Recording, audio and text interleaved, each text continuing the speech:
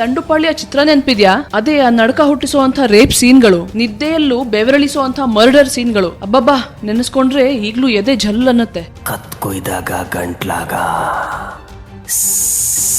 ದಂಡುಪಾಳ್ಯದ 2ನೇ ಭಾಗ ದಂಡುಪಾಳ್ಯ 2 ಪ್ರಾರಂಭಿಕ ಹಂತದಲ್ಲಿದ್ದು ನಟಿ ಪೂಜಾ ಗಾಂಧಿಯ ಹೊಸ ಅವತಾರನ ನಾವು ನಿಮ್ಗೆ ತೋರಿಸಿದ್ವಿ. ಆದ್ರೆ ಇವಾಗ ಮೂವಿ ಜೊತೆ ಕಾಂಟ್ರವರ್ಸಿನೂ ಶುರುವಾಗಿರೋಂಗಿದೆ. ದಂಡುಪಾಳ್ಯ 1ನೇ ಭಾಗನೂ ಸಾಕಷ್ಟು ವಿವಾದಕ್ಕೆ ಗ್ರಾಸವಾಗಿತ್ತು. ಬಹುಜನ ಸಮಾಜ ಹೋರಾಟ ಸಮಿತಿ ಮತ್ತೆ ಅಂಬೇಡ್ಕರ್ ಕ್ರಾಂತಿ ಸೇನಾ ಕಾರ್ಯಕರ್ತರು ಈ ಚಿತ್ರ ಆಂಟಿ ಸೋಷಿಯಲ್ ಅಂತ ಗಲಾಟೆ ಮಾಡಿದ್ರು. ಮತ್ತೆ ಪೂಜಾ ಗಾಂಧಿ ಟಾಪ್ಲೆಸ್ ಆಗಿ ಕಾಣಿಸ್ಕೊಂಡಿದ್ದು ಇನ್ನೊಂದು ದೊಡ್ಡ ಸುದ್ದಿ. ಇವಾಗ ದಂಡುಪಾಳ್ಯ 2ಕ್ಕೂ ಕೂಡ ಕುತ್ತು ತಂದಿರೋದು ಸ್ವತಃ ದಂಡುಪಾಳ್ಯ ಗ್ಯಾಂಗ್ನವರು. ನಿನ್ನೆ ಬೆಂಗಳೂರಿನ ಸಿಟಿ ಸಿವಿಲ್ ಕೋರ್ಟ್ ಚಿತ್ರದ ನಿರ್ಮಾಪಕರು ಮತ್ತು ನಿರ್ದೇಶಕರು ಚಿತ್ರವನ್ನ ತಕ್ಷಣ ಹೋಲ್ಡ್ ಮಾಡಬೇಕು ಅಂತ ಎಮರ್ಜೆನ್ಸಿ ನೋಟಿಸ್ ಕಳಿಸಿದೆ. ದಂಡುಪಾಳ್ಯ 2 ಚಿತ್ರದ ನಿರ್ಮಾಣಕ್ಕೆ ತಡೆ ಕೋರಿ ಜೈಲಲ್ಲಿರೋ 6 ಕೈದಿಗಳು ಕೋರ್ಟ್ಗೆ ಅರ್ಜಿ ಸಲ್ಲಿಸಿದ್ರು. ನಮ್ಮ ಮೇಲಿರೋ ಕೇಸ್ ಇನ್ನು ಕೋರ್ಟ್ ವಿಚಾರಣೆಯಲ್ಲಿದೆ.